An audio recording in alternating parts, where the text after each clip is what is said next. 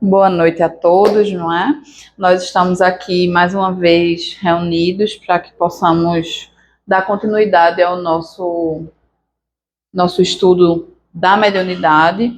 Hoje a gente vai conversar um pouquinho sobre como acontecem as comunicações, qual a importância da nossa sintonia. A gente tem falado bastante sobre pensamento, e aí a gente hoje vai entender essa correlação do pensamento com a sintonia e por que ela é tão importante para esse processo do mecanismo das comunicações. Nós vamos ver lá nos domínios da mediunidade, André Luiz falar que a mente permanece na base de todos os fenômenos mediúnicos. E em mediunidade não podemos olvidar, não podemos esquecer o problema da sintonia. Porque às vezes as pessoas veem a gente estudando mediunidade e não entendem por que a gente fala tanto de pensamento e de sintonia. Então, se a gente não entende por quê, é porque a gente não entendeu ainda como acontecem esses mecanismos das comunicações. Então, a gente precisa entender que a sintonia é determinante no nosso trabalho. O que acontece nesse processo? Isso coloca o médium na posição de agente de todo o processo. Então, eu, enquanto médium, eu posso facilitar o trabalho mediúnico ou posso dificultar o trabalho mediúnico. Esse trabalho mediúnico, ele é todo preparado, planejado, minuciosamente, a gente pode dizer assim, pela espiritualidade superior. Nenhum de nós encarnados sabe o que vai ser trabalhado naquele dia. Que tipo de entidade virá, relacionado a quê, quais serão os atendimentos, a gente não sabe. O nosso trabalho enquanto médiums é nos prepararmos para estarmos aptos ao trabalho que a espiritualidade planejar. Mas será que a espiritualidade planeja esse trabalho de forma aleatória? Será que a espiritualidade planeja esse trabalho sem conhecer os médiuns que vão servir naquela noite? Sem saber como os médiuns estão? Óbvio que não. Nós, encarnados e imperfeitos, trabalhamos muitas vezes com o improviso. Mas a espiritualidade superior, não. Então, tem um capítulo, eu sempre falo aqui para vocês, no livro Memórias de um Suicida, que se chama Comunhão com o Alto. E lá é descrita toda a programação para uma reunião mediúnica. Então, os médiuns recebem visitas das equipes de trabalho antes da reunião mediúnica. Então, a gente sabe que entre 48 e 24 horas antes da reunião, os médiuns já estão sentindo as impressões daquela aproximação daqueles espíritos que vão ser atendidos. Então, muitas vezes os médiuns se encontram angustiados, ou com dores até físicas, não é? Porque a gente sabe que há o processo de conexão entre a entidade comunicante e o médium via sistema nervoso central. Então, muitas vezes a gente vai achar que aquela dor é nossa. De fato, parece ser nossa. É uma dor no estômago, é uma dor na cabeça, é um mal-estar generalizado, é uma tristeza profunda, a depender de como aquele espírito que vai dar a comunicação estiver se sentindo. Então, essa visita prévia é justamente para saber em que condições nós estamos. Porque se nós não nos preparamos para aquele trabalho, obviamente que não temos condição de auxiliar naquela determinada entidade que seria ajudada naquele dia. Então, os espíritos também não vão programar aquela entidade para aquele médium que não tem condição de dar aquela comunicação. Porque se você já não está bem, obviamente você não tem como auxiliar. A gente precisa estar bem para ajudar. Então, o maior trabalho do médium durante toda a semana que antecede a reunião mediúnica é buscar essa harmonia e essa sintonia superior. Parece até simples, mas isso envolve todos os aspectos da nossa vida. Porque a gente não consegue buscar a harmonia, a sintonia, só no momento da reunião. Seria bom assim, né? A gente ativa um disjuntor, a partir de agora eu estou sintonizado. Sintonia é um processo de hábito, comportamento. Eu não consigo fazer isso. Passei a semana toda irritada, contrariada, impaciente, chegar na hora da reunião e sintonizar com o alto como se nada houvesse acontecido. Não dá. Porque é um processo de construção. E é isso que a gente vai ver um pouquinho hoje. Lá no livro Reencontro com a Vida, Manuel Filomeno de Miranda, através de Divaldo, vai trazer uma reflexão interessante sobre esse processo. E aí eu trouxe uns trechinhos aqui para a gente conversar sobre ele. Na gloriosa majestade do cosmo, vigem as leis de afinidade por equivalência de onda vibratória, produzindo a sintonia entre as mentes, os sentimentos e os seres.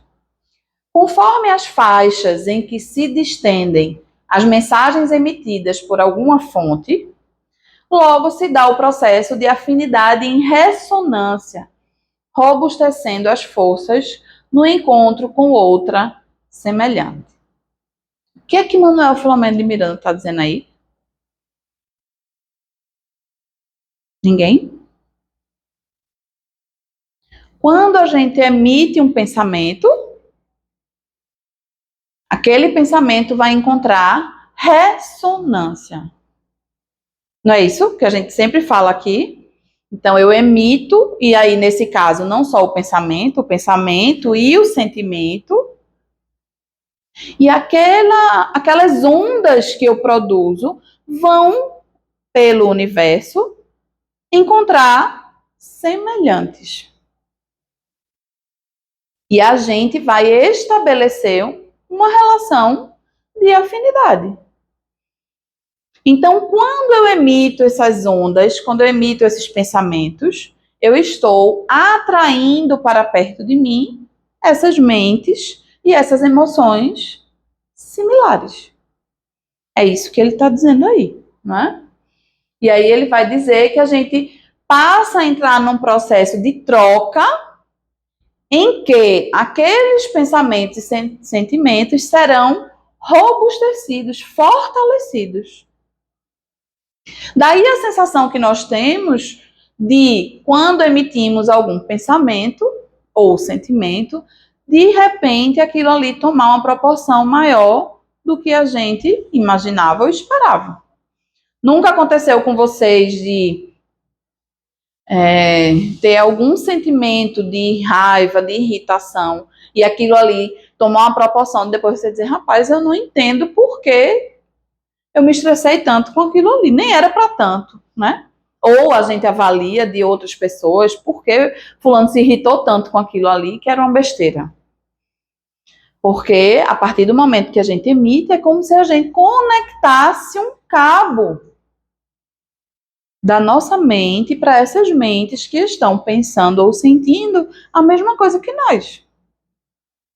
E aí se estabelece essa afinidade, essa ressonância do que a gente está sentindo e pensando. Isso para o bem ou não. O que vai acontecer é que, para que sintonizemos com as mentes superiores e os sentimentos superiores, a gente precisa mudar de rota.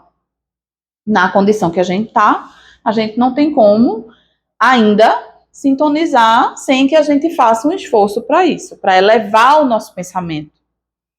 Naturalmente, pela nossa essência, a tendência é que a gente se desequilibre, porque esses defeitos, essas imperfeições ainda estão em nós.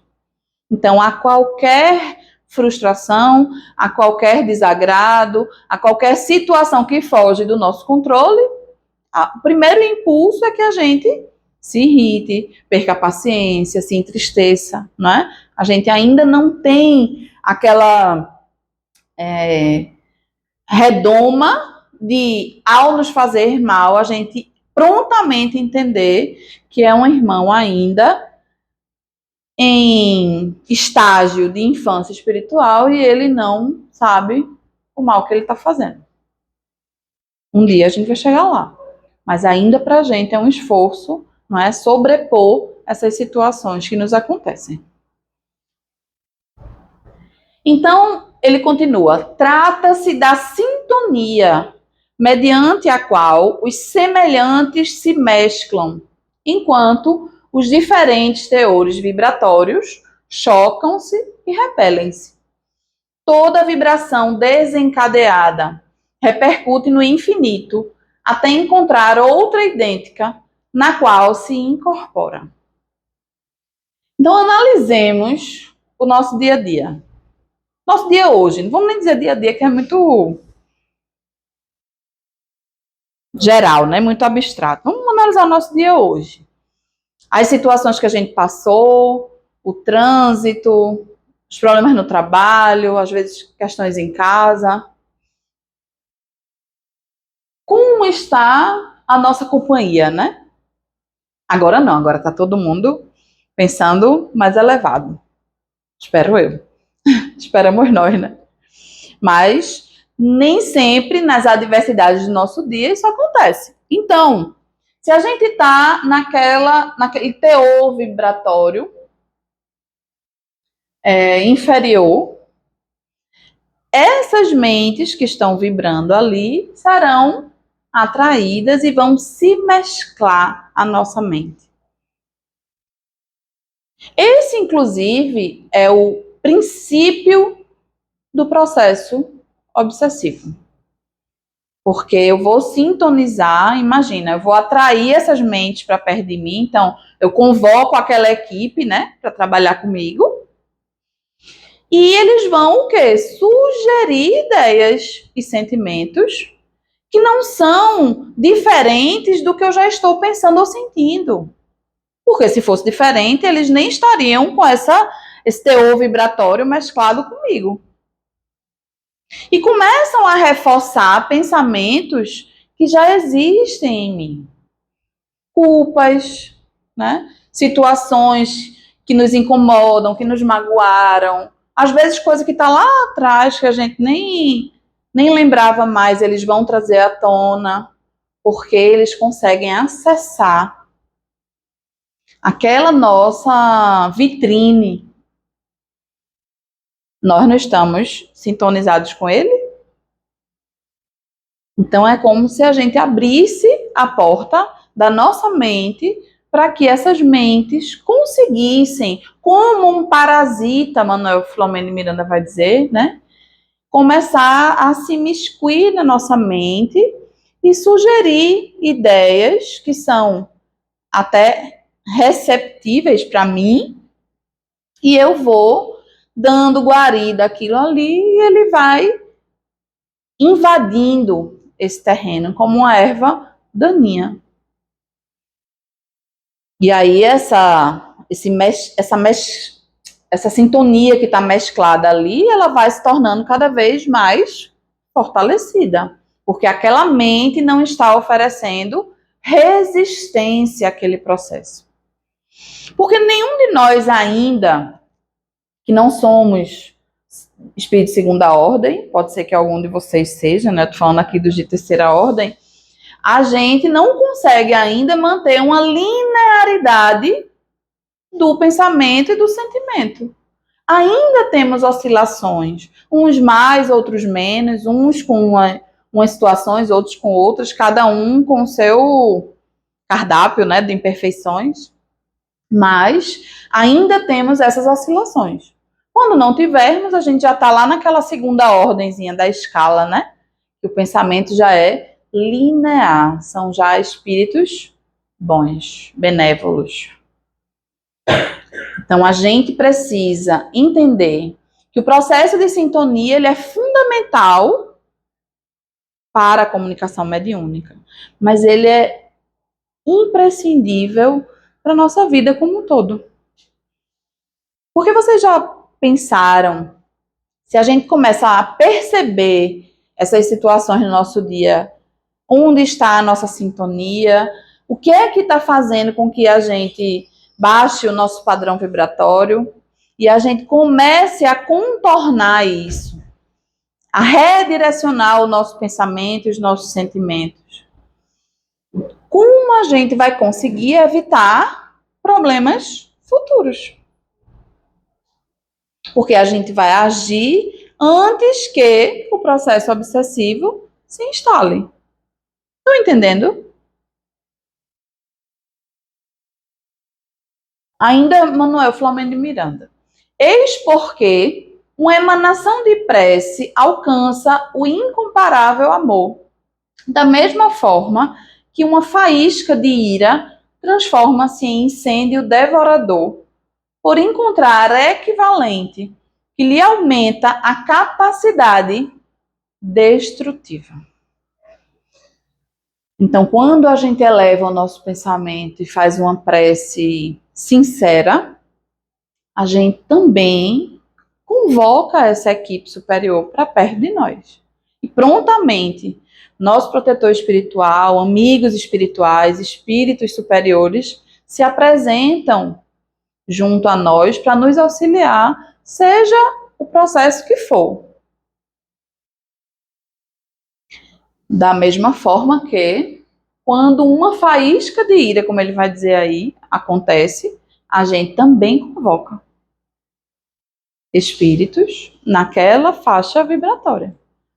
E aí, muitas vezes, a gente vai ver comentários do tipo: era uma pessoa tão boa, não sei o que é que aconteceu, que teve um ataque de fúria e matou não sei o que, e se matou. O que mais tem acontecido no noticiário hoje é isso. Será que não é processo de invigilância? Não é? Não estou dizendo que é a causa. É diferente, porque quando a gente diz que é a causa, a gente está terceirizando a culpa. Ah, mas se eu fiz isso porque um obsessor me induziu, então a culpa é do obsessor, não é minha. Mas quem permitiu que o obsessor tomasse domínio da nossa mente, né? Então nós somos corresponsáveis. Óbvio que o obsessor também tem comprometimento e responsabilidade nesse processo. Mas a escolha é minha. A gente sabe que a doutrina espírita vai trazer informações que nos tiram da posição de vítima totalmente. Então, se o obsessor tem culpa, tem também, óbvio. E nós também já fizemos isso. Já induzimos pessoas a fazer coisas terríveis.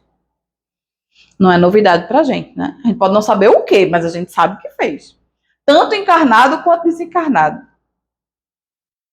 A grande questão é, o que é que eu estou permitindo que aconteça comigo? Porque isso eu posso mudar. Eu não tenho como modificar a nuvem de testemunhas que está pairando no universo. Não está sob meu domínio. Mas eu tenho como modificar quem serão as minhas companhias. Mas às vezes a gente não quer. A gente gosta de dar vazão à nossa raiva, à nossa inquietação, à nossa insatisfação. Ah, é isso mesmo, deixa pra lá, depois eu resolvo isso. Joga para a próxima encarnação. Só que nós que estamos tendo acesso a esse conhecimento, nos tornamos mais responsáveis. Uma coisa é a gente não querer saber disso, deixar para lá, por N fatores, inclusive por não saber a gravidade disso. Não é? Mas a gente está tendo acesso a isso por alguma razão. Porque chegou o momento da gente modificar a nossa mente, a nossa conduta mental, moral, emocional. E essas informações precisam ter esse impacto na gente para o dia a dia, independente de você dizer: ah, Rafa, você está falando isso tudo para a comunicação mediúnica, mas eu não quero ser médium. Tudo bem que você nem tem essa possibilidade agora. Você pode dizer que não quer trabalhar mediunicamente. Aí é uma escolha de cada um de nós. Mas ser médium, a gente já escolheu antes de reencarnar. Ninguém produz médium, né? Nós já nascemos com esse planejamento. E na condição de um planeta de provas e expiações, na condição evolutiva que nós estamos de terceira ordem, a nossa mediunidade, ela é também de prova. Então, fiz aquela análise básica das minhas vidas anteriores, vi aquela belezura que a gente fez, disse, não, Jesus, me ajuda, que eu preciso avançar. Porque desde muito tempo eu tenho tido acesso aos teus ensinamentos e corrompi, torturei, usei como instrumento de poder, de ambição. Então chegou a hora que eu quero modificar isso tudo. E a mediunidade é esse instrumento, né? De auxiliar um número de pessoas que a gente não tem como mensurar. Porque a gente não é médium só na reunião mediúnica. Nós somos médiums 24 horas por dia, 7 dias por semana. A gente não tem folga da mediunidade. E ainda que a gente se afaste, ela não deixa de existir. Ela tá ali, ó. A anteninha tá ligada. O que vai acontecer é que muitas vezes a anteninha tá ligada e você não está canalizando ela para onde ela deveria ir. E isso começa a me trazer transtorno, porque a minha faculdade mediúnica está em desequilíbrio. Eu não vou deixar de captar esses pensamentos e esses sentimentos dessas mentes ao meu redor. Isso vai continuar a chegar até mim, porque é como se eu tivesse um imã. É um processo magnético. E agora, o que é que eu vou fazer com isso que está chegando até mim? Porque quando eu estou com a minha faculdade em equilíbrio e eu estou canalizando ela para essa ajuda, para esse benefício do outro, ela está em equilíbrio. A gente está trabalhando para deixar ela em equilíbrio, né?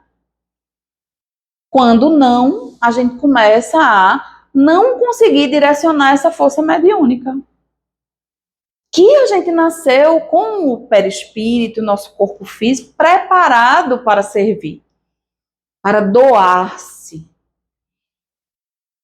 que é a maior caridade que a gente pode fazer, é doar-se, né?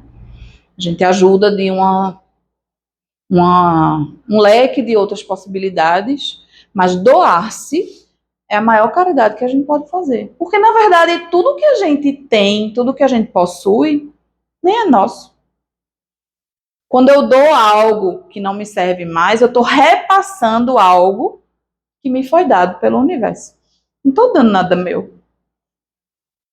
Mas quando eu dou de mim, quando eu decido que aquele momento da reunião mediúnica é um momento sagrado para mim, onde eu posso minimamente exercer aquela caridade, fazer o bem sem olhar a quem, né? Que a gente ajuda, a gente se sensibiliza, a gente ora, muitas vezes a gente se emociona com os depoimentos de espíritos. Se a gente soubesse o que ele fez, a gente não teria condição. E naquele momento, literalmente, a gente não sabe a quem a gente está ajudando. Acredito eu que é o momento que a gente mais se aproxima dessa verdadeira caridade. Porque em todas as outras a gente sabe a quem a gente está ajudando, a gente vê o olhar de gratidão, a pessoa dá um feedback a você, responde, né? Nesse não. Muitas vezes a gente ajuda sem nem saber em que é que a gente está ajudando. Porque o espírito vai se aproximar do médium, ele vai sentir aquele mal-estar, vai fazer uma prece, vai encaminhar para ajuda aquele espírito, não sabe quem é, não sabe o que aconteceu, não sabe o que é que vai se dar depois. E ajudou. 1, 2, 100, sabe-se lá quantos por dia se aproximam de cada um de nós. Quando a gente está consciente desse processo, a gente amplia esse raio de ação. Os protetores espirituais dos espíritos sofredores vão direcionar esses espíritos para aquele médium equilibrado. Engraçado que os espíritos dizem muitas vezes na reunião mediúnica: como foi que você chegou aqui? E eles dizem: me disseram que aqui iam me ajudar. Ou me disseram que aqui eu ia encontrar a resposta que eu estava procurando, ou me disseram que aqui eu ia encontrar o caminho de volta para minha casa, ia encontrar um prato de comida, o que quer que ele esteja procurando, sopra no ouvido dele, vai ali, que vão te ajudar, do mesmo jeito, se aproxima ali de Poliana, ela vai te ajudar. E Poliana tem que estar atenta, porque aquele espírito vai se aproximar e a nossa postura enquanto médium é estar atenta a essa aproximação e conseguir fazer essa ajuda. Porque senão a gente vira esponja em vez de ser ponte. A gente não é para absorver o que a entidade está sentindo e ficar para a gente, para aliviar ela. A gente precisa ser ponte. É caminho para a ajuda. Essa é a função do médium. O espírito vai se aproximar necessitado, ele, sintonizado com o alto, vai orar, pedir ajuda por aquele espírito, ou aquela legião, né, sabe-se lá, e vai encaminhar aquele espírito para atendimento. É ponte, é instrumento de auxílio, e não esponja. Entendeu a diferença? Então, como é que isso tudo vai acontecer, não é? A gente já sabe que é no mundo mental que se processa a origem, a gênese de todos os trabalhos de comunhão de espírito a espírito, e daí procede a necessidade de renovação idealística, de estudo, de bondade operante e de fé ativa, se pretendemos conservar o contato com os espíritos da grande luz. Então, se a gente pretende manter-se em contato com os espíritos superiores, a gente precisa fazer a nossa parte de renovação de ideais, ou seja, mudança. O que eu quero para mim? Qual o propósito que a gente tem na nossa vida? Vocês acham que a gente está aqui para ter uma profissão, pagar boleto, crescer, reproduzir e morrer? Por que a gente está aqui? Para quê? Né? Quantas pessoas passam pela nossa vida diariamente e que a gente podia fazer uma mínima ajuda e a gente deixa passar?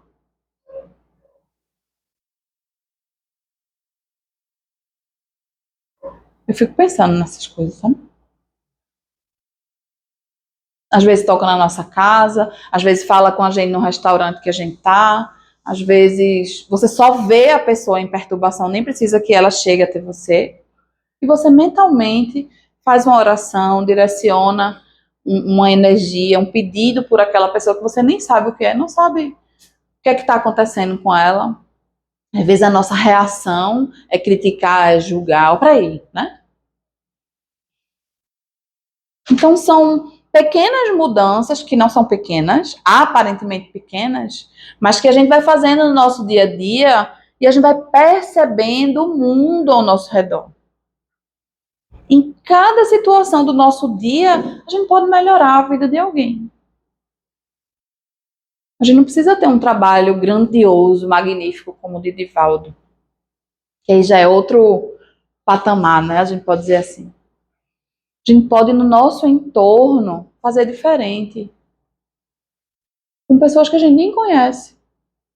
Em que você disse ali uma frase, um bom dia às vezes, é dito com tanta energia que muda o ânimo da pessoa. A gente contamina as pessoas com a nossa energia. Do mesmo jeito que a gente contamina com a reclamação, não é? Já perceberam? Tá na sala de espera ali do médico, demorando que só. Basta um reclamar para a energia modificar completamente.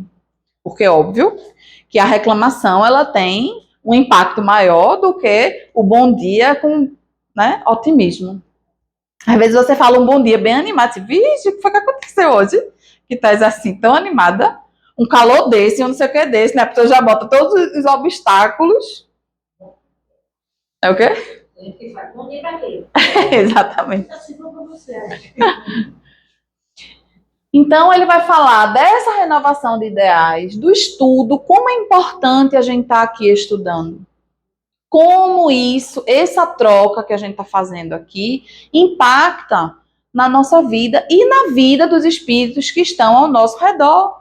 Porque cada um de nós chegou aqui hoje cheinho de companhia, não é? Companhias que a gente foi convocando durante o dia, sei lá, durante a semana, né? Porque às vezes você não parou nem um momentinho para sintonizar aí durante a semana. Na vida corrida, quando deita, diz Pai Nosso, já está no céu, né, viu? Deu nem tempo de orar.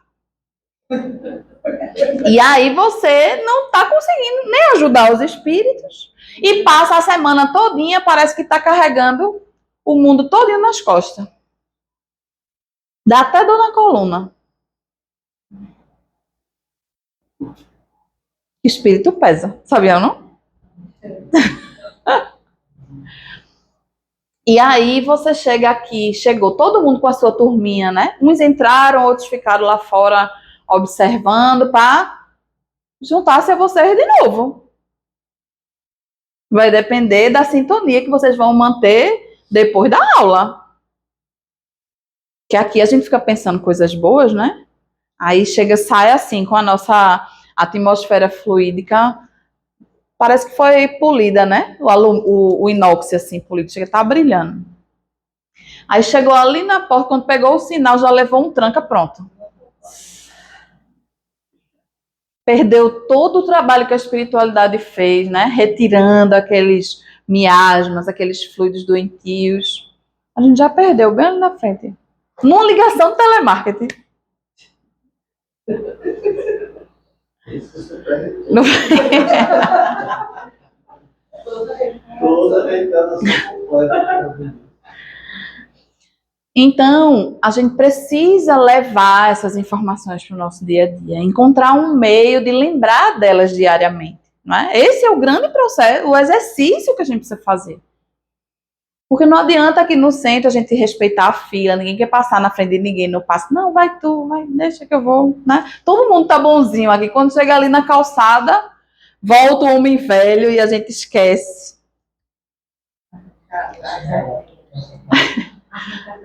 Arranca as asinhas, é.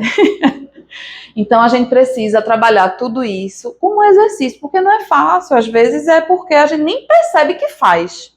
Quando a gente está aqui refletindo sobre isso e a gente tenta aplicar isso na nossa vida, a gente começa a perceber situações em que é tão desnecessário, eu não vou dar minha opinião, vou nem dar minha opinião numa situação dessa. O que vai mudar minha opinião?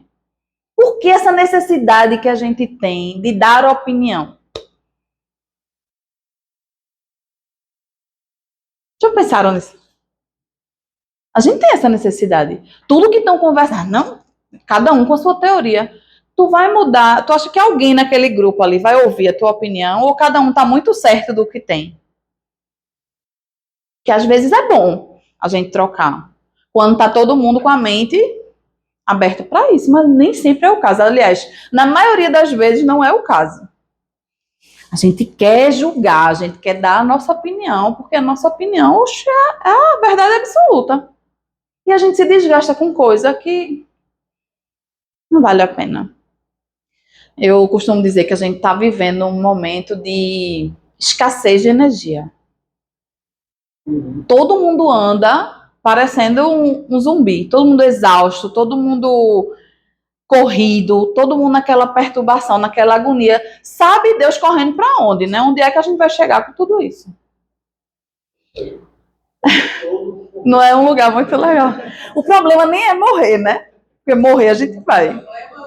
O problema é o que vai acontecer se a gente morrer desse jeito. Aí é o problema. Então a gente tem que parar um pouquinho, desacelerar e o que está fazendo sentido para a gente? O que faz sentido no nosso dia a dia, né? Vale a pena eu me desgastar com determinados julgamentos ou opinião? Se não for fazer tanta diferença, vai mudar alguma coisa? A pessoa perguntou a sua opinião, né? A gente se cala, guarda pra gente aquilo ali e segue. Eu digo a vocês que esse exercício faz um bem tão grande, que vocês nem imaginam. O quanto poupa energia. A gente precisa poupar energia. André Luiz vai falar, acho que nos domínios da mediunidade, se eu não estou enganada, que a gente tem uma medida que se chama unidade de força. Como se fosse uma represa. Aquela força dali da água, ela não gera energia. A gente tem essa geração de energia em nós. Toda vez que a gente baixa o nosso padrão vibratório, a gente desperdiça unidade de força. Não tem dia que você diz, o dia foi tão difícil. Você não teve tanto trabalho para se sentir tão cansada. Mas o desgaste mental, emocional foi tão grande que você está exausta, sem nenhum pingo de energia. Porque você canalizou sua energia para situações em que não houve necessidade e nem houve uma troca positiva. Porque quando eu abraço alguém que está numa situação difícil, quando eu converso com uma pessoa que está numa situação complicada, quando eu me dou, eu também estou doando energia. Mas eu recebo do alto uma recompensa imediata por isso. Eu não desperdiço unidade de força. Pelo contrário, eu renovo o meu estoque. Mas quando eu me irrito, quando eu me entristeço, quando eu estou angustiada, inquieta, perturbada, é como se abrisse a torneira e a água estivesse todinha indo para o ralo. Óbvio que a gente vai conviver com a escassez. Estão entendendo a analogia? Por isso a gente precisa poupar. Aqui, por exemplo, todos nós estamos refazendo esse estoque. Quando a gente sair daqui, vai estar todo mundo tranquilo, com seu estoque de unidade de força tinindo. A depender de como a gente for conduzir as questões lá fora, a gente vai manter esse estoque ou a gente vai deixar ele baixar. Depende, mais uma vez, de nós, né? E eu posso renovar esse estoque, não precisa vir para cá, não. Diariamente, elevando o meu pensamento, sintonizando com os espíritos superiores, a gente também renova. Oi. Tem porque os centros de força emanam e recebem essas energias. Então, é através deles. Mas eles não têm papel fundamental nisso. Eles obedecem a um comando que é nosso. É através deles que a gente doa a energia e a gente recebe, né? Mas eles não fazem isso sem que a gente permita. Entendeu? Aí vê, a gente já trouxe aqui algumas imagens nesse sentido, em que a gente tem a nossa atmosfera fluídica.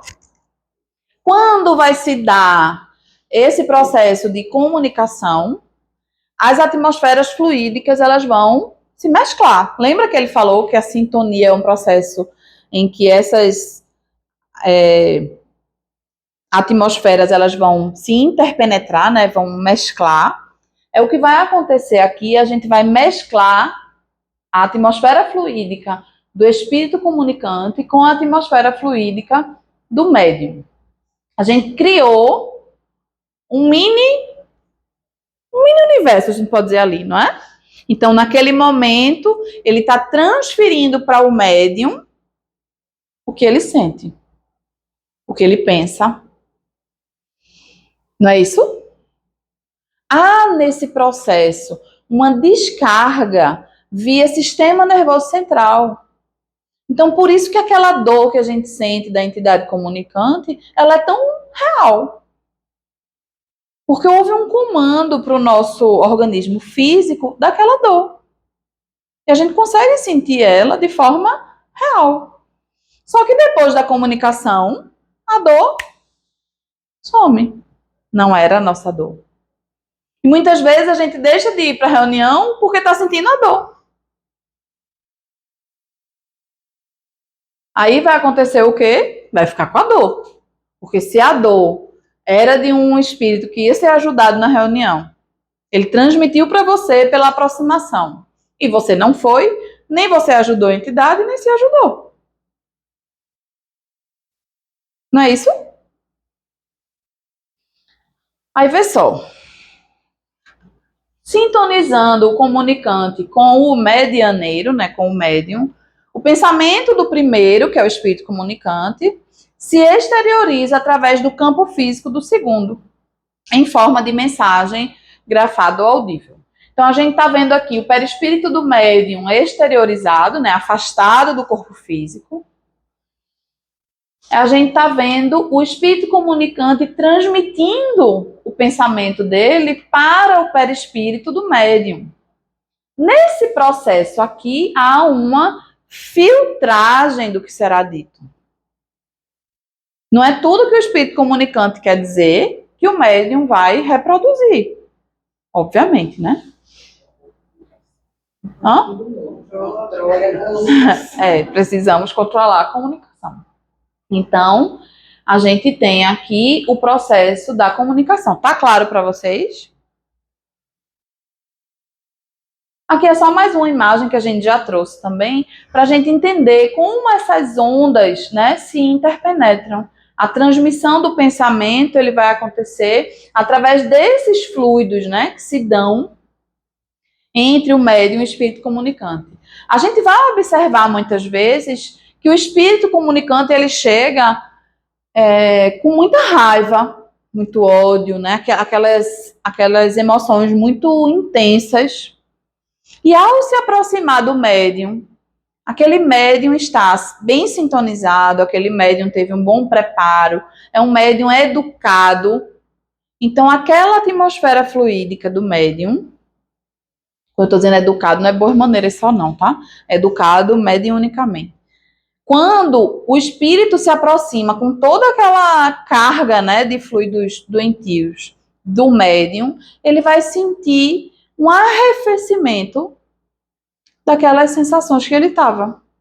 Do mesmo jeito que, quando ele se junta com pessoas que estão naquele nível que ele está, aquilo aumenta.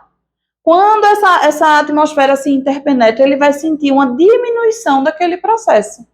É como se ele transmitisse para o médium e aquela sintonia do médium o acalma. Significa dizer que a atmosfera fluídica do médium estava superior àquele processo. Conseguiu acalmar aquela entidade só com essa aproximação. E às vezes a gente vai observar eles mesmos dizerem: eu não estou tão calmo assim quanto eu estou falando, né? Eu cheguei aqui com muita raiva, com muito ódio, eu não estava calmo assim não. Mas só em ficar ali próximo ao médium, ele foi recebendo aqueles fluidos como se fosse um passe. E foi se acalmando, aquela atmosfera fluídica dele foi sendo dissolvido, né, aqueles fluidos ali, e ele se acalmou. Não quer dizer que ele virou bonzinho, não. Ele acalmou a sensação que ele estava de destruir tudo ali. Tanto que eles nem entendem muitas vezes. Não sei nem por que eu estou falando calma assim, né? Porque ele se aproximou de um médium que estava nessa condição melhor, essa condição superior, e conseguiu, nessa troca fluídica, sobrepor aqueles fluidos deletérios, e ele acalmou um pouco. Um pouco, né? A gente não converteu ninguém não, né? Ele só temporariamente está controlado pelos fluidos do médium, dos espíritos superiores, obviamente, e do ambiente, né? Que faz todo esse controle daquele processo. Tá claro aí? No processo de incorporação, né, vulgarmente conhecido como incorporação, que é a psicofonia, o médium cede o corpo ao comunicante, mas de acordo com os seus próprios recursos. Pode comandar a comunicação, fiscalizando os pensamentos, disciplinando os gestos e controlando o vocabulário do espírito.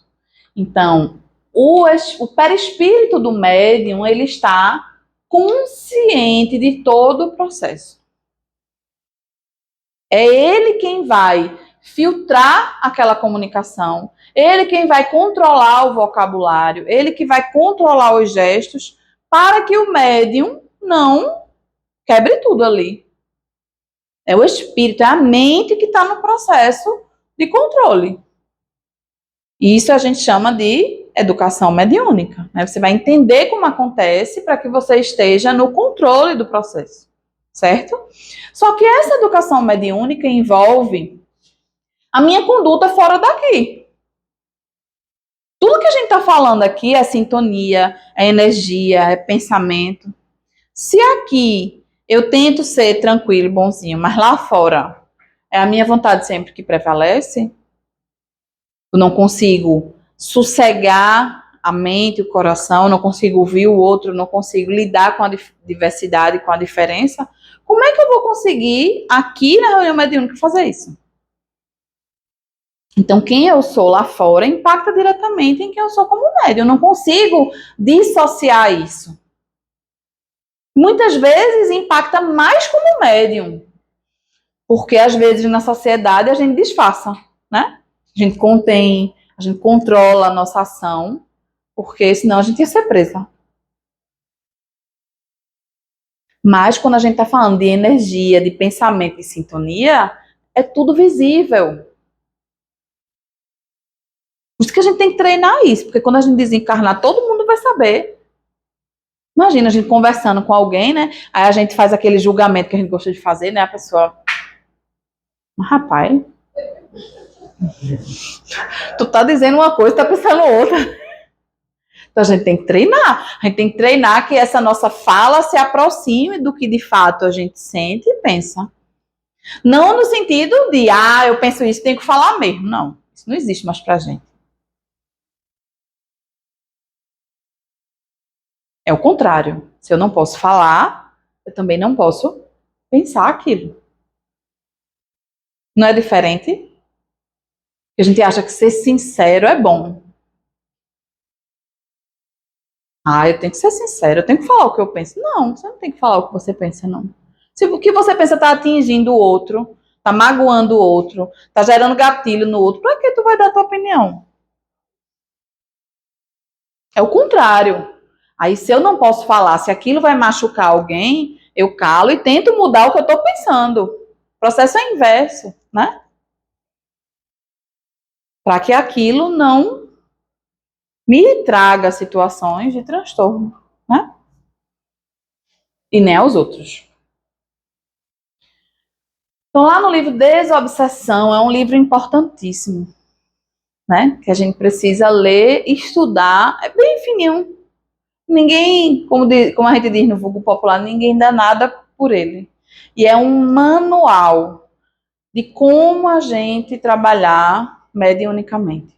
Como a gente servir a Jesus numa reunião mediúnica de terapia desobsessiva, né? Que é o que a gente faz, tá? Então, ele diz assim, no socorro espiritual, os benfeitores e amigos das esferas superiores, tanto quanto os companheiros encarnados, quais o diretor da reunião e seus assessores que manejam o verbo educativo, funcionam lembrando autoridades competentes no trabalho curativo. Mas o médium é o enfermo convidado a controlar o doente, quanto lhe seja possível, impedindo a este último manifestações tumultuárias e palavras obscenas. Né? Então, ele está dizendo que numa reunião a gente tem os benfeitores espirituais que estão tomando conta ali de todo o processo, né? Protegendo e tomando conta para que espíritos que não foram destinados a serem atendidos, né? Que venham só perturbar, nem adentrem a casa espírita. Então, a gente sabe que tem cinturões energéticos que filtram que espíritos vão passar por aquelas áreas. Não é qualquer espírito que entra numa casa espírita, né? Tem todo um processo seletivo para que isso aconteça. Às vezes eles até acham que entraram escondido, mas óbvio que não existe isso, né? Então, tem essa proteção espiritual, tem a autoridade do dirigente da reunião, que está ali no comando material, mas quem vai controlar realmente a comunicação é o médium. É o médium que vai filtrar o vocabulário, é o médium que vai tomar cuidado para não dar murro na mesa, né, para quebrar tudo, porque inclusive nossa mesa não é branca, ela é de vidro. Então os médiuns aqui são extremamente educados, porque se não fossem a mesa nem existia mais. É uma mesa de vidro, então a gente precisa tomar cuidado, olha esse bracinho, né, para não bater na mesa. Mas aí é o médium que vai ter que fazer esse controle. Lógico que o dirigente da reunião vai sempre dar o comando, né? Mas esse processo de educação mediúnica é fundamental, porque se você dá vazão ao que a entidade está querendo fazer, aquilo ali fortalece o processo e não é essa a nossa intenção. Lembram? Quando o espírito se aproxima do médium, ele tem que arrefecer aquela fúria que ele está. Se ele encontra no médium ressonância para destruir tudo, então ele não vai ser ajudado em hipótese alguma. Não é isso? Entenderam?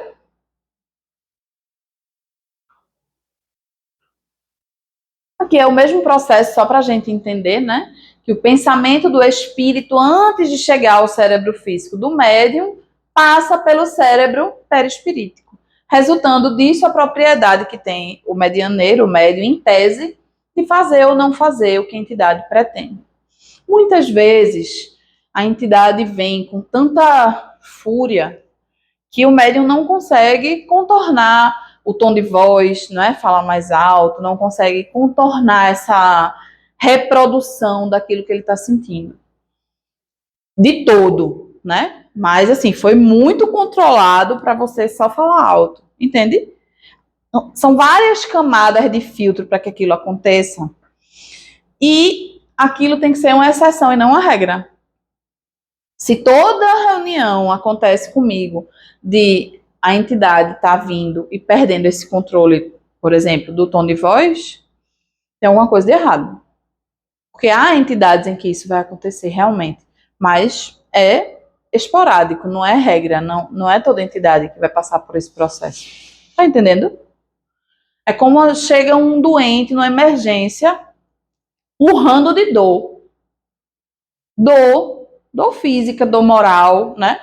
Então, às vezes você consegue contornar e às vezes é uma emergência e você não vai conseguir, tudo bem. Isso só não pode ser normal, comum, né? Toda reunião isso acontecer. Aí tem um livro chamado Estudando a Mediunidade, de Martins Peralva. Também é muito bom, viu, Ju? Não tem um que seja ruim, né? Que ele também vai falar sobre esse assunto, né? Ele diz assim: se esta lei de afinidade comanda inteiramente os fenômenos psíquicos, não há dificuldade em compreendermos por que as entidades luminosas ou iluminadas são compelidas a reduzir o seu tom vibratório, a fim de, tornando mais densos os seus perispíritos, serem observadas pelos espíritos menos evoluídos. O que ele está querendo dizer? Para que os nossos protetores espirituais ou espíritos superiores consigam enviar uma mensagem para a gente, eles precisam densificar o perispírito deles. Porque às vezes eles estão tão evoluídos, não é? Que a gente não consegue essa conexão. Porque a gente ainda é um tantinho atrasado, né? Então, a gente precisa fazer o esforço de elevar o nosso padrão vibratório e eles fazem o esforço de densificar o perispírito um pouco para que a gente possa se encontrar nesse meio do caminho, né? Do mesmo modo, graduam o pensamento e densificam o perispírito quando desejam transmitir as comunicações, inspirar os dirigentes de trabalhos mediúnicos ou os pregadores e expositores do evangelho e da doutrina. Então, para que eles executem o trabalho tanto na reunião mediúnica, não é? De dar uma comunicação através de um médium, ou de intuir o dialogador sobre o que ele vai falar, né, o diálogo, ou de nos auxiliar no passe, ou aqui mesmo, enquanto eu estou expondo a vocês esse conteúdo, esses espíritos estão fazendo o esforço, né, o trabalho deles, de densificar um pouco, baixar o teor vibratório para que a gente possa se encontrar nesse meio do caminho e conseguir estabelecer essa conexão. Porque nós ainda não temos condições de nos elevarmos até eles. Entendem? Nos domínios da mediunidade, André Luiz vai falar de um caso que ilustra isso que a gente está falando aqui. A gente está vendo uma imagem aqui. Nessa ilustração, o doutrinador está em pé, não é? E aqui o médium dando a sua comunicação. E aqui a gente está vendo o benfeitor espiritual com a destra no centro de força frontal, intuindo o dialogador sobre o que ele vai falar naquele diálogo. Então, André Luiz diz assim: nesse instante, o irmão Clementino pousou a destra na fronte do amigo que comandava a assembleia, mostrando-se-nos mais humanizado, quase obscuro. Como é que ele vai densificar o perispírito a esse ponto, né? Lembram no livro dos médiuns, quando ele vai falar do processo de materialização, por exemplo? Como é que materializa? Com fluidos do ambiente, fluidos das pessoas que ali estão emitindo, né? Fluidos da natureza, não é isso? O processo é o mesmo. Ele só não vai chegar a ponto de se materializar, mas eles se utilizam desses fluidos que estão ali naquele ambiente para conseguir esse processo e se aproximar daquele trabalhador e poder auxiliar, tá? O benfeitor espiritual que ora nos dirige, acentuou o nosso... O benfeitor espiritual que ora nos dirige, acentuou o nosso instrutor, afigura-se-nos mais pesado, porque amorteceu o elevado tom vibratório em que respira habitualmente, descendo a posição de Raul, tanto quanto lhe é possível, para benefício do trabalho começante. Então, para que ele pudesse ter acesso a Raul, que era o dialogador, ele precisou fazer isso. E a gente vai ver isso em vários relatos desses trabalhos feitos por equipes espirituais, não é? Para eles se fazerem visíveis a espíritos sofredores, eles vão também densificar o perispírito, não é? Em várias situações, eles vão se utilizar desse recurso para poder conseguir executar aquela determinada tarefa. No livro No Invisível, Leon Denis diz: o espírito libertado pela morte se impregna de matéria sutil e atenua suas radiações próprias, a fim de entrar em uníssono com o médium. Então, quando vem lá Emmanuel dar uma comunicação para o Chico Xavier, ele faz isso. Ele precisa atenuar esse teor vibratório, se absorver esses fluidos do ambiente, da natureza, daqueles médiuns de apoio que ali estão, para que ele consiga se aproximar do médium, né? E é preciso que o médium tenha um mínimo, né, de sintonia, tá? E é isso que ele chega à conclusão, né? Conclui-se que os espíritos dispõem de recursos para reduzir ou elevar o tom vibratório da seguinte forma: para reduzir o seu padrão vibratório, o espírito superior impregna-se de matéria sutil, como a gente viu, colhida no próprio ambiente. E, para elevar o tom vibratório do médium, o espírito encontra na própria concentração ou transe daquele os meios de ativar as vibrações. Quando ele fala de concentração, ele está falando também desse processo de sintonia. Porque se eu não trabalhar a minha sintonia durante toda a semana, quando chegar na reunião mediúnica, eu não vou conseguir estabelecer essa concentração. Tudo o que aconteceu no meu dia ou na minha semana está ali tumultuando a minha mente. Como é que eu posso permitir que haja um processo de captação de um pensamento de alguém que está precisando de ajuda se a minha mente eu não consigo acalmar? Não tem nem espaço, né? Como se a caixinha estivesse cheia.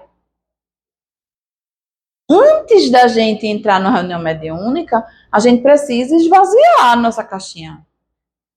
É lógico que a gente não consegue de todo, mas a gente precisa guardar em alguma gavetinha os nossos problemas, as nossas inquietações, as nossas situações, para que a nossa mente tenha condição de receber as informações, as experiências daquele espírito que vai se comunicar. Estão entendendo? Se não vira aquele tumulto, o médium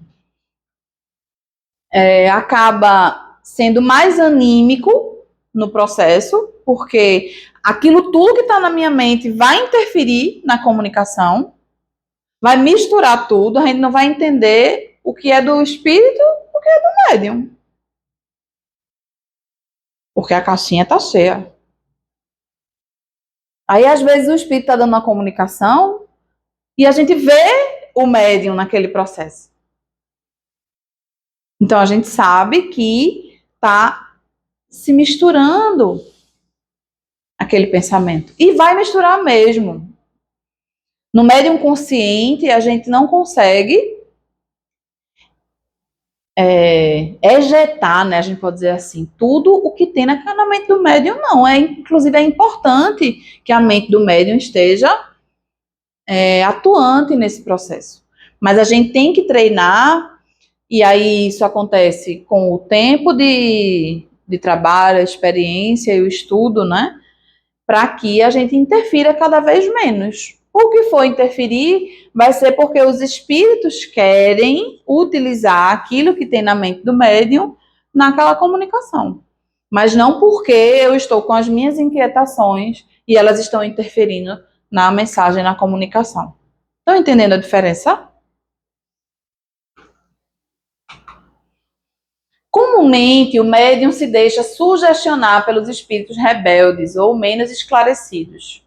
E, sob a sua influência, extravasam no campo físico suas impressões de desequilíbrio de que o comunicante se faz portador.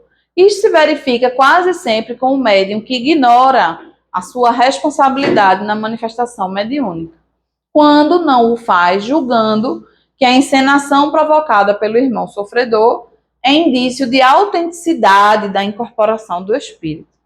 Isso acontece muitas vezes com médiuns que têm um vício, né, de achar que a postura de se movimentar, de fazer munganga, é que dá ali uma autenticidade à comunicação.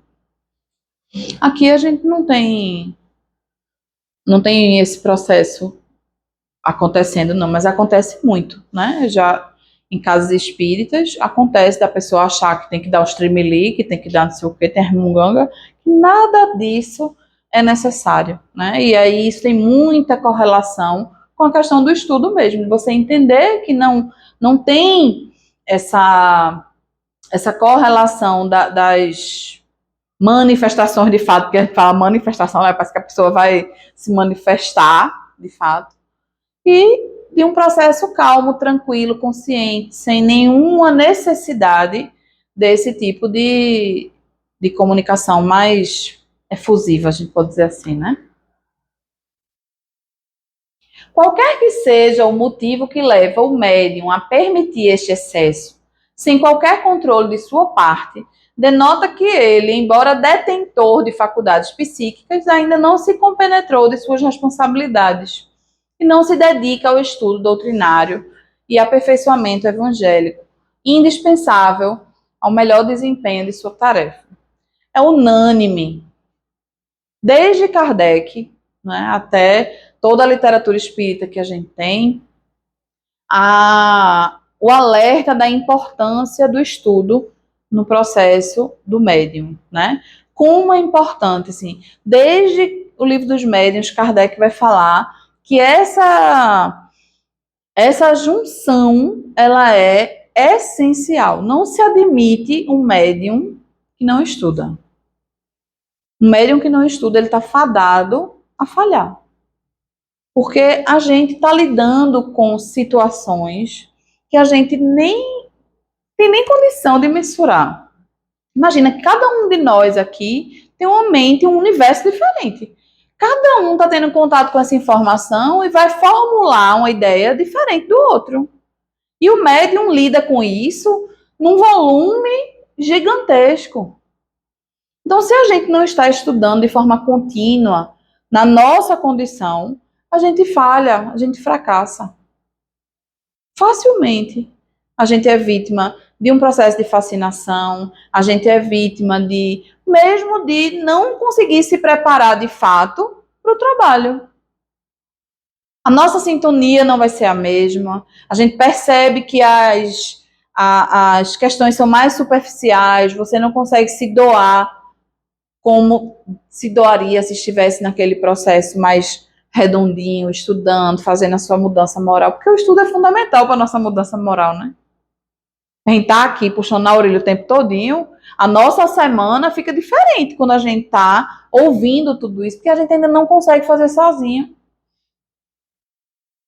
Então, quando a gente está estudando, imagina, a gente só absorve 10% do que a gente está estudando. Se a gente estiver bem concentrado. Então, se toda semana eu estou ali naqueles 10%, me puxando para um processo que é saudável, que é sadio para mim, aquilo vai me ajudar muito no meu processo. Aí você está aqui hoje, na terça, estudando. Na quinta, você está trabalhando.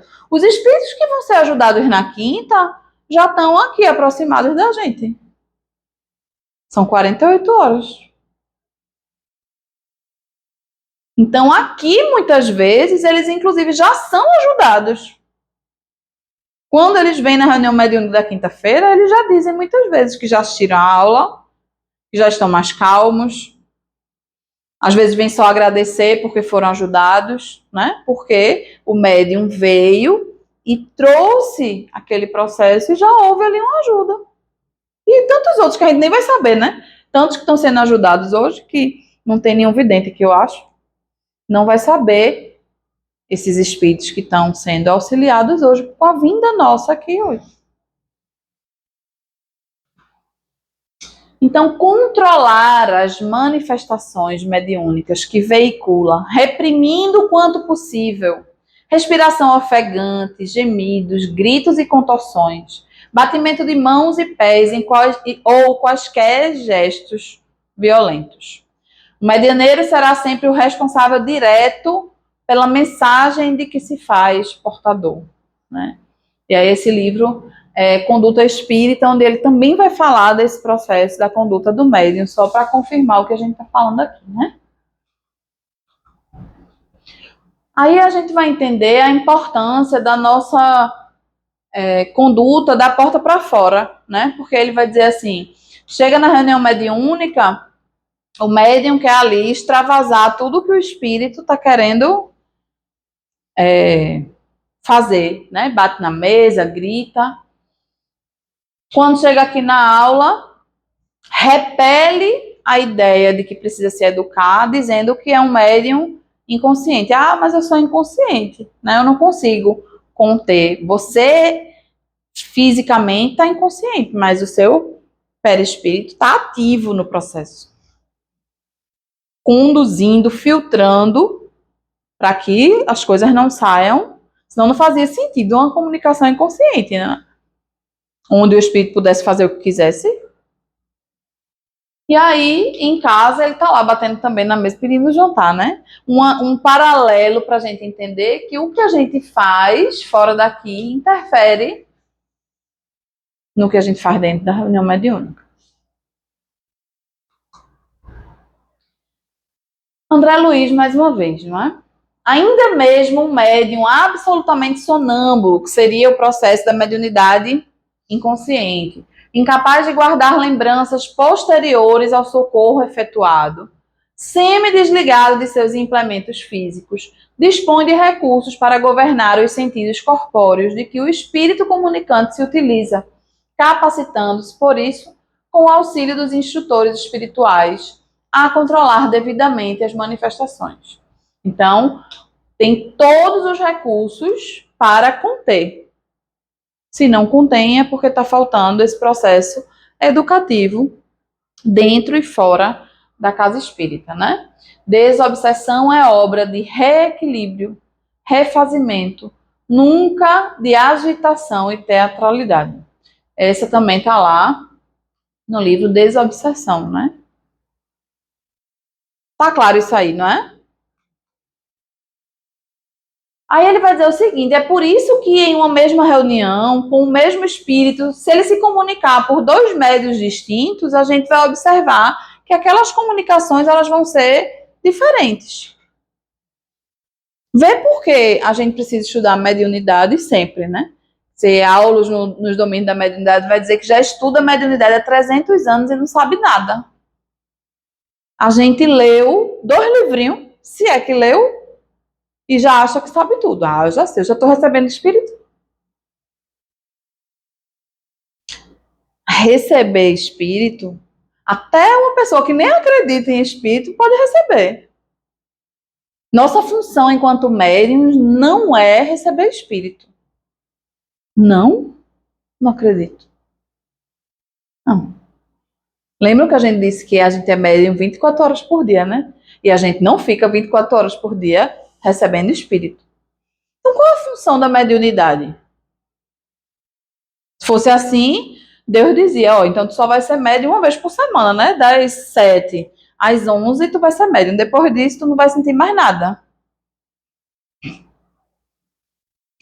Mas a gente precisa ser ponte onde a gente estiver. Foco de luz. Já viu se a gente acender uma lâmpadazinha, um vagalume na escuridão? Uma velinha que seja, um monte de insetos se aproxima no meio da floresta, né? Isso é o médium. A gente não pode esperar o dia da reunião mediúnica para ajudar. Isso não quer dizer que a gente vai sair recebendo espírito por aí, não. Pelo contrário, o médium educado só vai dar comunicação na reunião mediúnica. Tem dia e horário e local para isso. Dentro da nossa casa, a gente não deve fazer nunca. Aliás, em lugar nenhum, só na casa espírita, porque a gente está falando de um processo em que a gente está lidando com fluidos que a gente desconhece.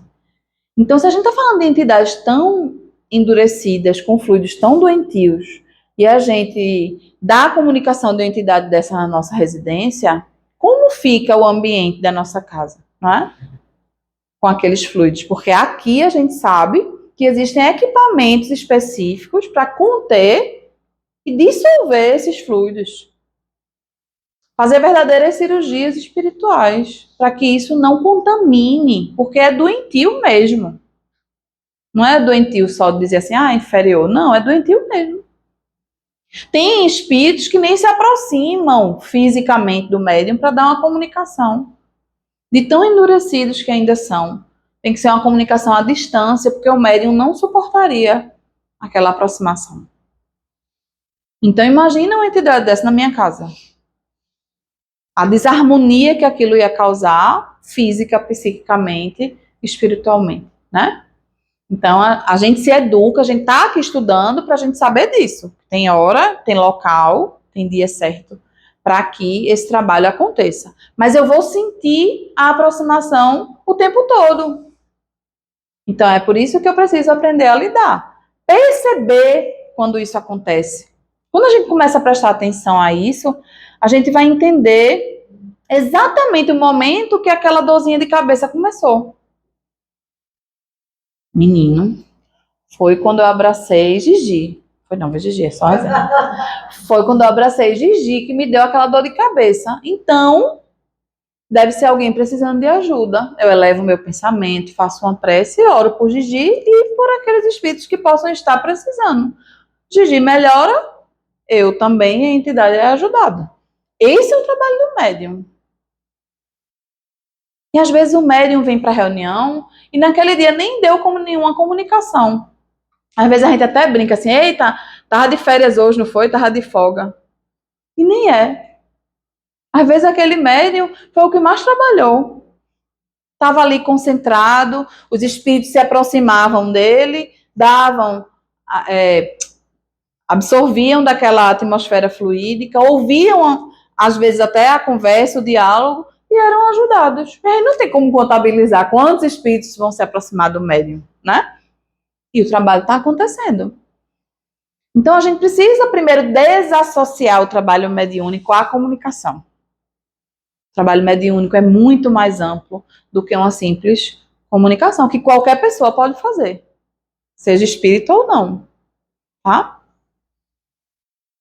Então encontra-se no primeiro médium um instrumento afim com o seu estado íntimo, não só dará expansão às suas atitudes menos edificantes, quanto dificilmente assimilará os recursos esclarecedores que o dirigente busca lhe endereçar. Então, nesse primeiro cenário, o médium não se preparou, não sintonizou, não estudou, não buscou essa mudança moral, estava descompensado, vamos dizer assim.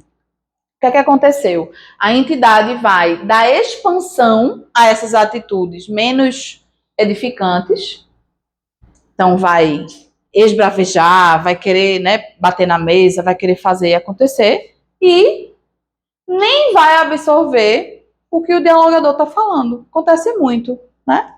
O dialogador está falando e o espírito está nem se abalando. Ele só quer ali despejar o que ele quer mesmo, porque não conseguiu arrefecer a atmosfera fluídica do médium, não conseguiu arrefecer aquela atmosfera daquele espírito comunicante. Então ele fica como se tivesse sem uma conexão, sabe? Sem uma possibilidade de ser sensibilizado naquele trabalho. No outro cenário, se ao contrário aproxima-se de um médium espiritualizado, a sua simples aproximação já é auxiliado, pois este irradia naturalmente vibrações de paz e harmonia com que o envolve beneficamente. A tarefa do dirigente, nesse caso, é grandemente facilitada pela condição íntima do médium. Então, o trabalho mediúnico, ele é um trabalho coletivo. A gente se ajuda. Os médiuns que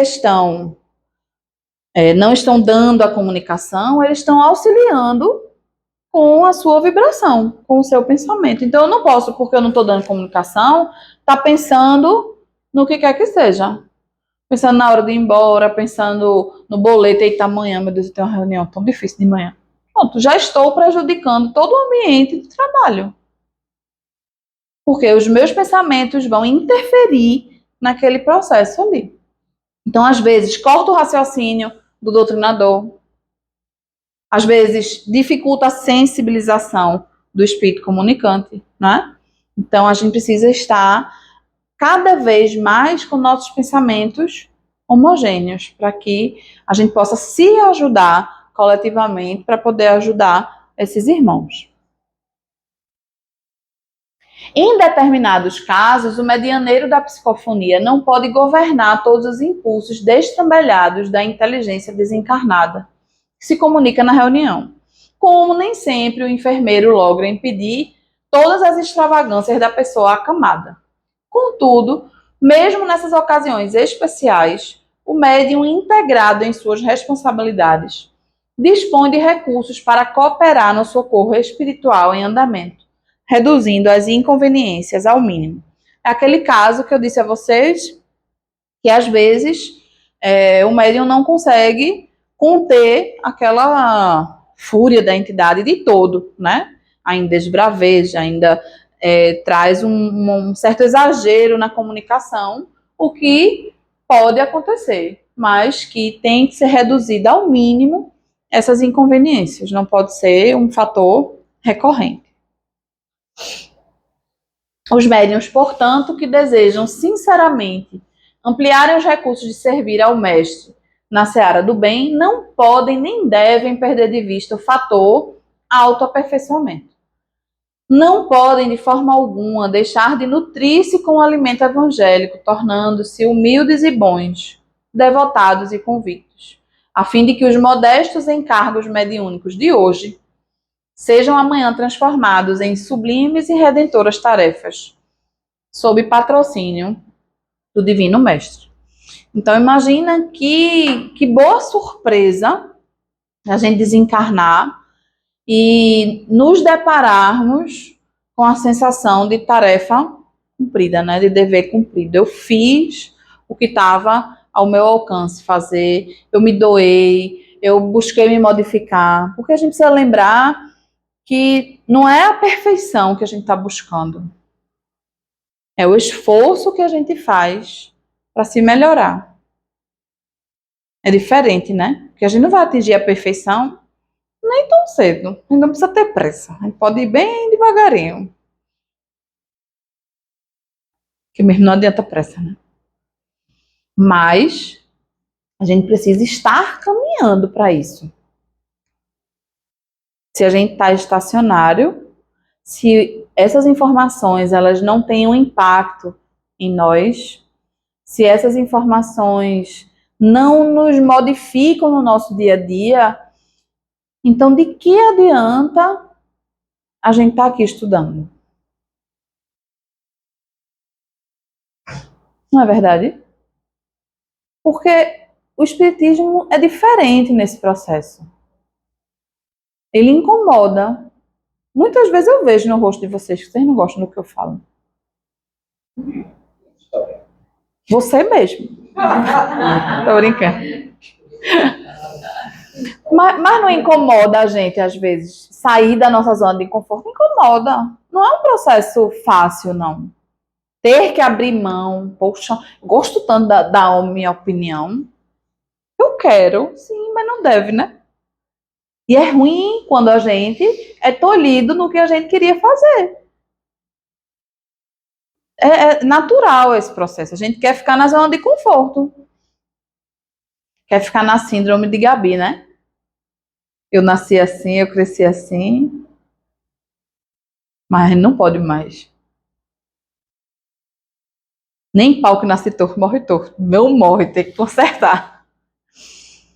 A gente tá aqui para isso, né? Para mudar alguma coisa. Se a gente pensar que pode ser a primeira vez que a gente tá aqui conversando sobre isso, abrindo a nossa mente para essas informações, e que isso vai ser fator determinante para que a gente cometa menos erros no futuro, a gente enxerga tudo isso como uma possibilidade diferente. Ontem no meu evangelho caiu uma lição que é interessante, porque no livro Fonte Viva tem uma frasezinha assim de 4 ou 5 palavras que eu não entendo absolutamente nada. Né? Quando a gente lê lá o versículo, meu Deus, sei nem para onde vai, né? Quando vem Emmanuel, destrincha tanta coisa de um versículozinho desse tamanho, eu digo, eita Senhor, a gente tem muita coisa, muita estrada para percorrer ainda, né? E aí eu lembro que Emmanuel conta que uma vez ele foi fazer um curso doutrinário evangélico em uma outra esfera, né? Em uma outra cidade espiritual, melhor dizendo. E aí eram tão evoluídos os espíritos que lá estavam, tão brilhantes, que ele se sentia um crocodilo. Aí eu fico pensando, o que é que a gente é, né? Porque a pessoa lê um versículo, não consegue nem entender. A pessoa lê um versículo, não sei para onde vai isso aqui, né? E aí quando ele vem destrinchando, aí você, era isso, né? E aí era um trecho que dizia assim, o que a gente precisa fazer, a gente tem que fazer agora. O bem que você precisa fazer, você tem que fazer agora. Amanhã, aquela pessoa que lhe pediu ajuda pode já ter cometido suicídio. Ou aquela pessoa que lhe pediu um prato de comida pode ter morrido de fome. E aí a gente perdeu a oportunidade de servir. E aí isso me impactou só ontem, sabe? E eu fiquei pensando, aquilo que eu disse a vocês no começo, quantas coisas acontecem no nosso dia que a gente poderia ter uma ação mais determinante na vida das pessoas e, consequentemente, na nossa, né? Porque quando a gente faz por alguém, a gente está fazendo também por nós. Mas a mediunidade, ela tem esse processo. Muitas vezes a gente adia. Tem muito tempo ainda, né? E a gente não sabe quando é a nossa passagem de volta. Então, não vamos deixar para semana que vem, para o mês que vem, para o ano que vem, né? Que a gente possa fazer hoje o que está ao nosso alcance fazer, é priorizar o que a gente precisa priorizar. Dentro, óbvio, de um cenário, de um contexto nosso, cada um de nós tem o seu compromisso, cada um de nós tem a sua vida, cada um de nós tem o seu passado, né? Não é o mesmo para todos. Mas acho que essa autoanálise de buscar compreender o sentido que a gente estava falando, qual o sentido da vida, né? E o que é que eu quero para mim? Tá tudo bem assim, eu estou fazendo o meu máximo, já estou tudo redondinho, é só esperar mesmo o dia de morrer? Então tá ótimo. Se não, a gente precisa entender o que é que a gente pode fazer a mais, né? O que é que a gente está deixando de fazer. Porque não adianta a gente não fazer o mal. É preciso que a gente faça o bem, né? E estar aqui estudando e se preparando para ser médiums é um passo gigante nesse processo de servir a Jesus de forma anônima e desinteressada, não é? Porque o que acontece dentro da reunião mediúnica, ninguém nunca vai ficar sabendo. Não vai ser divulgado, não vai ser publicado, não vai dar bônus a ninguém. Então é aquele serviço anônimo e que a gente se sente tão próximo de Jesus, se a gente bem soubesse, seria a nossa prioridade na vida, né? A gente conseguisse enxergar por outra ótica. Eu fico imaginando quando a gente desencarnar, que a gente conseguir ver isso do mundo espiritual, como André Luiz teve a sua visão ampliada e conseguiu ver, né?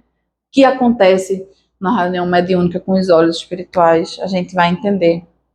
E eu espero que quando a gente vê, quando a gente puder ver tudo isso, a gente diga assim, eu fiz o que estava ao meu alcance, não é? Para aproveitar essa oportunidade e essa possibilidade de servir. Certo? Muito obrigada mais uma vez pela paciência de vocês e até semana que vem, não é?